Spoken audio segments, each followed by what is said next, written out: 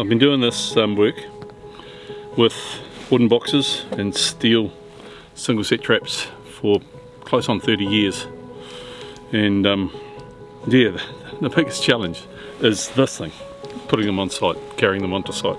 It's usually a massive effort, massive logistic, organisational challenge, but today using the drones has been just a revelation and a total step forward, a real sort of moment in conservation for the future, where it's just been so simple for all of us here on the island today.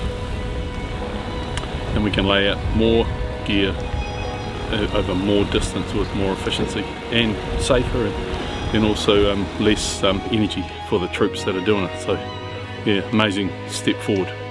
Sorry helicopters, this is a game changer.